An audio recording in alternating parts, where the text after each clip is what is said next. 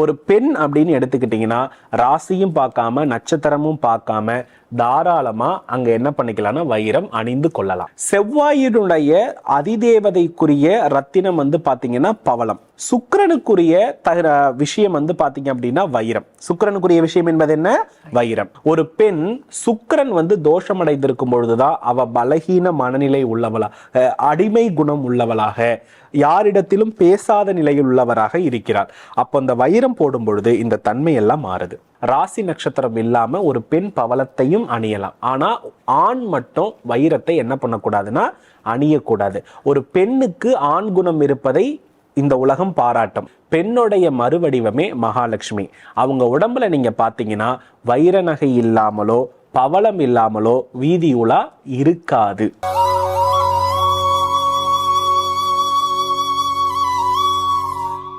ஆன்மீக உலா அன்பு நேர்களுக்கு இனிய வணக்கம்.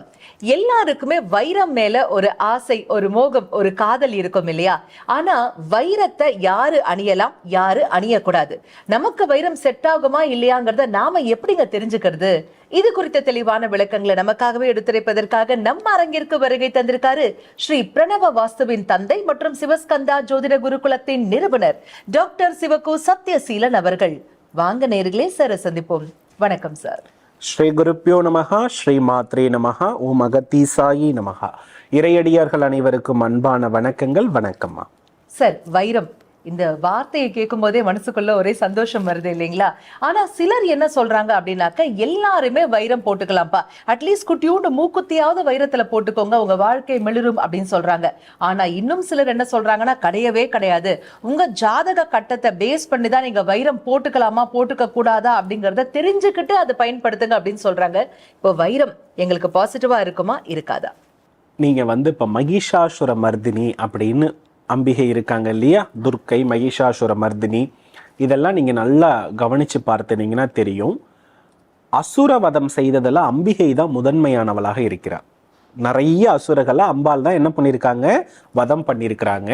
அந்த அம்பிகையினுடைய தோற்றத்தை பார்க்கும் பொழுதே நமக்கு என்ன தெரியும் அப்படின்னா, நளினத்தை விட ஒரு கம்பீரம் தெரியும். துர்க்கை பார்த்தா என்ன தெரியும், அப்படி இடுப்புல கை வச்சுட்டு வால்ல நிற்கும் பொழுது என்ன தெரியும், ஒரு ஆணுடைய குணத்தில் ஒரு பெண் கம்பீரமா நிக்கிறத நம்ம என்ன பண்ணிருப்போம்னா நன்றாகவே பார்ப்போம்.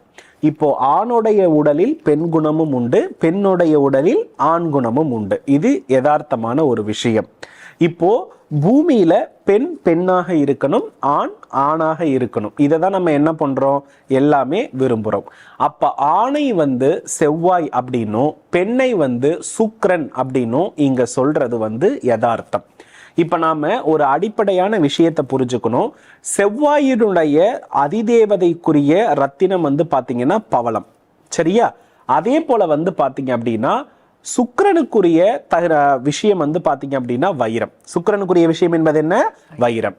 இப்ப நம்ம திருமண தடைக்கு சொல்லக்கூடிய பரிகாரங்கள் அத்தனையுமே, நீங்க வந்து திருப்பரங்குன்றம் போங்கன்றது, அதே போல திருமணஞ்சேரி போங்கன்னு சொல்றது, திருக்கல்யாணம் பாருங்கன்னு சொல்றது, இதனுடைய எல்லா அடித்தளத்திலும் இருக்கிற மிக முக்கியமான விஷயம் இந்த செவ்வாய் சுக்கிரனுடைய வசியம்தான், வேற எதுவுமே கிடையாது.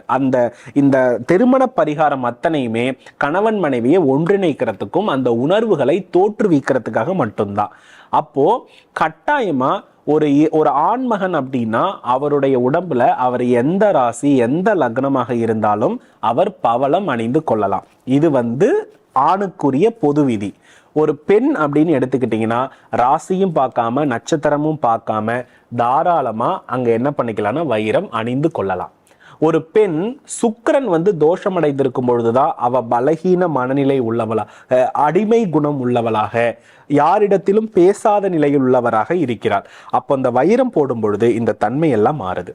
அப்ப என்னன்னா, ஒரு பெண் ஆண் போல, ஒரு தாய் தந்தை போல அப்படின்லாம் நம்ம கேள்விப்பட்டிருக்கோம் இல்லையா?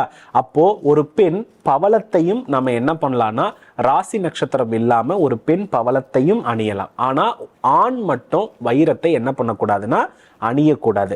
ஒரு பெண்ணுக்கு ஆண் குணம் இருப்பதை இந்த உலகம் பாராட்டும். ஆனா ஒரு ஆணுக்கு பெண் குணம் இருப்பதை இந்த உலகம் பாராட்டாது. ஆகையினால் ஆண் அப்படின்னு வரும் பொழுது வைரத்தை நாம ராசி பார்த்துதான் என்ன பண்ணியாகணும், போட்டாகணும். ஆனா ஒரு பெண் வைரத்தையும் பவளத்தையும் தாராளமாக ராசி இல்லாமல் நட்சத்திரம் இல்லாமல் போடலாம். இதற்கு ஒரு பெஸ்ட் எக்ஸாம்பிள் பெண்ணுடைய மறுவடிவமே மகாலட்சுமி. அவங்க உடம்புல நீங்க பாத்தீங்கன்னா வைர நகை இல்லாமலோ பவளம் இல்லாமலோ வீதியுலா இருக்காது. இதை நீங்க நல்லா கவனிச்சு பார்க்கலாம். அது போல பெருமாளுடைய வீதி உலா எடுத்துக்கோங்க, சிவபெருமானுடைய வீதி உலா எடுத்துக்கோங்க, பவள மாலை இல்லாம அவருக்கு வீதி உலா என்பதே நடக்காது. இதுல இருந்து நான் என்ன சொல்ல வரேன்னா, ஆண் வைரம் போடலாமான்னு கேட்கறத விட பெண்கள் தான் நான் வைரம் போடலாமா, அந்த லக்னம் இந்த லக்னம். பெண் அப்படின்னாலே அவள் சுக்கிரன். சுக்கிரன் என்றாலே நீங்க வைரத்தை ராசி பார்க்காம நட்சத்திரம் பார்க்காம தாராளமா போட்டுக்கலாம். ஏன்னா சுக்கிரனுடைய விதையினுடைய வித்து தான் நீங்க. ஓகேவா? அப்போ சுக்கிரனுடைய ரத்தினம் உங்களுக்கு எந்த விதத்திலும் தீமை செய்யாது. அதே போல ஒரு பெண்ணுடைய உடல்ல உயிர் என்பது கணவன். அந்த உயிர் இல்லாமல் அவள் வாழ்வாதாரமே இல்லை. அவ பெண்ணா பிறந்ததற்கு ஒரு தாய்மை அடையணும்னா ஒரு ஆணுடைய தன்மை ரொம்ப முக்கியம். அதனுடைய வித்து செவ்வாய். அதனால பவளத்தையும் வைரத்தையும் எந்த பெண் தன்னுடைய திருமாங்கல்யத்தில் விரும்பி அணுகின்றாலோ அந்த பெண்ணுக்கு கணவன் மனைவி வாழ்க்கையில பிரச்சனையே வராது. புரியுதுங்களா? சோ இப்போ ஒரு ஆண் அப்படின்னா கண்டிப்பா கையில பவளம் போட்டிருக்கணும். ஒரு பெண் ஆண்கள் அப்படிங்கும் போது நவரத்தின மோதிரம் போடுறாங்க இல்லைங்களா, அது கரெக்டா? அதுலயும் வைரம் வருது. இல்ல அதாவதுமா நவரத்தினம் எல்லா கிரகங்களையுமே நம்ம என்ன பண்ண முடியாதுன்னா வசீகரித்து வைக்க முடியாது. அதனால நவரத்தின மோதிரம் போடுறதால 9 கிரகங்களையும் நம்மளால என்ன பண்ண முடியாது. அதற்கு நேர காலங்கள் பொறுத்து தான் அதோடைய தன்மைகள் மாறுபடும். இப்ப இரவுல ஒரு கிரகங்கள் வேலை செய்யும், பகல்ல ஒரு கிரகங்கள் வேலை செய்யும். ஸோ இந்த நவரத்தின மோதிரம் போடுறதுலாம் ஒரு நல்ல ரிசல்ட்டுமே கிடையாது. ஆனா ஒரு குறிப்பிட்ட ரத்தினத்தை மட்டும் நம்ம தனித்து அணிந்து கொள்றதன் மூலம் நன்மை இருக்கும். அதுல இருவருக்குமே பொதுவான ரத்தினம் ஆணுக்கு பொதுவானது பவளம். ஆணுக்கு பொதுவானது பாத்தீங்கன்னா பவளம், பெண்ணுக்கு பொதுவானதுன்னு பார்த்தோம் அப்படின்னா வைரம். சரியா? ஆனா அதிலும் சிறப்பு வைரத்தோடு பவளம் சேர்த்து ஒரு பெண் அணிந்து கொள்வது. நீங்க நல்லா கவனிச்சு பாத்தீங்கன்னா தெரியும், உயர்ந்த நிலையில் இருக்கக்கூடிய அத்தனை பெண்ணுடைய உடம்புலையும் வைரம் இருக்கும். அவங்க தங்கத்தை மீறி அடுத்து போய் தொடுறதே எதுலன்னா வைரத்தை தான் போய் என்ன பண்ணுவாங்க, தொடுவாங்க. அதனால வைரம் போடுறதால மூக்குல இருந்து தலையில தலைவலிக்குது, அது போட்டதுக்கு அப்புறம் தான் எனக்கு எல்லாமே நடந்துச்சு. அம்மா, நடந்தது அது ஒரு விதிப்பயன். நான் சொல்ல வர்றது புரியுதுங்களா? ஆகையினால நீங்க வைரம் போட்டதாலதான் அது நடக்கல. ஓகேவா? சோ இந்த இடத்துல நம்ம நல்லா கவனிச்சுக்கணும். ஒரு பெண் வைரம் போட்டா என்ன நடக்கும்னா அவளுக்கு மகாராணி போன்ற பொறுப்பு கிடைக்கும், அவளுக்கு மரியாதை கிடைக்கும். எந்த இடத்துல மரியாதையிலா இல்லைன்னு நீங்க வேதனைப்பட்டீங்களோ அந்த இடத்துல எல்லாம் உங்களை அங்கீகரிக்கிறத நீங்க கண்கூட பார்ப்பீங்க. கூடவே பவளத்தை தாலிக்கொடியில இணைச்சுக்கிட்டீங்கன்னா உங்க வீட்டுக்காரர் உங்க கைவசம்.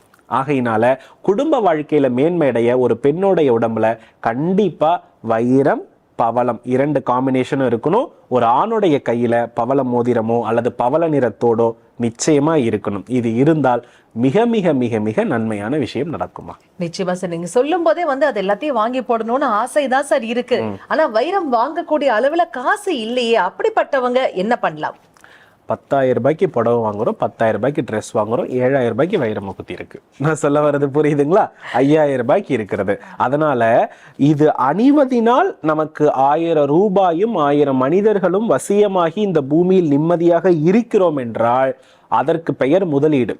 இப்போ இந்த வைரம் வாங்குறது, பவளம் வாங்குறது, நகை வாங்குறது, நல்ல உடை உடுத்துறதுக்கு பேர்லாம் என்னன்னா முதலீடுன்னு அர்த்தம். இதுல நம்ம முதலீடை போட்டோம்னா நமக்கு வசூல் நிறைய இருக்குன்றது அர்த்தம். இப்ப என்னுடைய உடை, என்னுடைய தோற்றம் அத்தனையிலுமே பெரிய மனிதர்கள் உடையில் பிசிறு தட்டாம இருப்பாங்க, அழகில் பிசிறு தட்டாம இருப்பாங்க, தன் உடைக்கு இணையான நகை போடுறதுல பிசிறு தட்டாம இருப்பாங்க.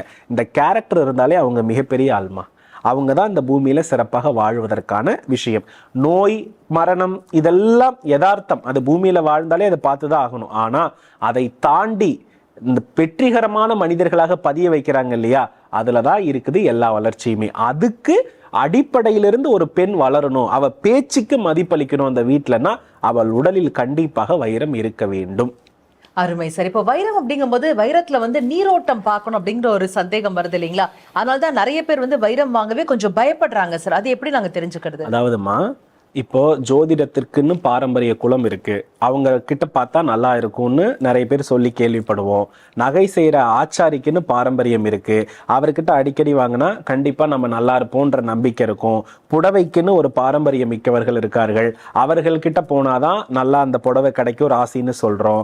அதே போல வைதீகம் புரோகிதத்துக்குன்னு ஒரு குலம் இருக்கு, அங்க போனதான் அர்ச்சனை நல்லா இருக்கும், அவங்கதான் நல்லா பண்ணுவாங்கன்னு சொல்லுவோம். இது போல வைரம் விற்பதற்கும் காரைக்குடி பக்கம் ஆட்கள் இருக்காங்க, புரியுதுங்களா? அதை பரம்பரை பரம்பரை பரம்பரையாக விற்கக்கூடிய நபர்கள் யாரோ அங்கு போயிட்டு நீங்க வைரம் வாங்குங்க, அதிர்ஷ்டகரமானதாக இருக்கும். எந்த கடையில வைர நகைக்கு பிரதானம்? இப்போ பல பிரபல கடைகள்ல தங்கம் கொஞ்சம் வைரம் இருக்கு, ஆனா வைரத்தையே பிரதானப்படுத்தி செய்யக்கூடிய காரைக்குடி பக்கத்துல தான் வைரம். அங்க காரைக்குடியில திருமணம் எல்லாம் வைரம் இருந்தாதான் நடக்கும். அதே போல நார்த் இந்தியால பாத்தீங்க அப்படின்னா நாம சேட்டு சமூகத்தில் உள்ளவர்கள் அவங்களும் நிறைய வச்சிருப்பாங்க. இவர்களிடம் வைரத்தை பெற்று பாருங்கள், நிச்சயமா நல்லா இருப்பீங்க.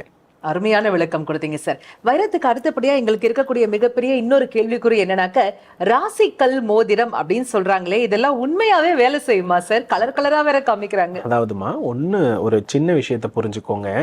அண்டத்தில் இருக்கிறது பிண்டத்தில். இப்ப வைரம் அப்படின்னா அதனுடைய தன்மை என்னன்னா, இப்போ விடிவெள்ளின்னு சொல்லக்கூடிய அந்த சுக்கிரன் எப்படி ஜொலிக்கிறாரோ அதோடைய பிரதிபலிப்பு தன்மை பூமியில எங்க இருக்கிறதோ அதை எல்லாமே நம்ம வைரம் அப்படின்னு நம்ம என்ன பண்றோம்னா சொல்றோம். அந்த சுக்கிரனுடைய சக்தியை இதுவும் கொடுக்குன்றத நம்ம நம்புறோம். இப்ப செவ்வாய் பாத்தீங்கன்னா ரத்தத்தில் இருக்கிறார். அப்ப ரத்தத்தினுடைய மறு உருவமாக பூமியில இயற்கையான உருவாக்கம் எதுல இருக்குன்னா பவளத்துல தான் இருக்கிறது. அதனாலதான் அது பவளத்திற்குரியது அப்படின்னு நம்ம என்ன பண்றோம்னா இந்த உடம்புல போடுறோம். இப்படி கிரகங்களுடைய தொடர்புடைய நிலையில பூமியில கண்டிப்பா அதற்குரிய உபபொருள் இயற்கையிலேயே என்ன பண்ணுதுன்னா உருவாகுது. அதுதான் முன்னோர்கள் கண்டுபிடித்த விஷயம்.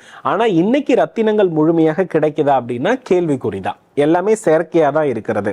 அப்போ இயற்கை ரத்தினங்கள்ல என்ன பொறுத்தளவுல உயர்ந்த ரத்தினமாக இருப்பது இந்த வைரமும் பவளமும் தான். சோ இது கூட இப்பெல்லாம் கிடைக்கிறது ரொம்ப கஷ்டமாயிடுது. வைரம் நிறைய இருக்கு, பவளம் கூட கிடைக்கிறதுல ரொம்ப அரிதாக இருக்கிறது.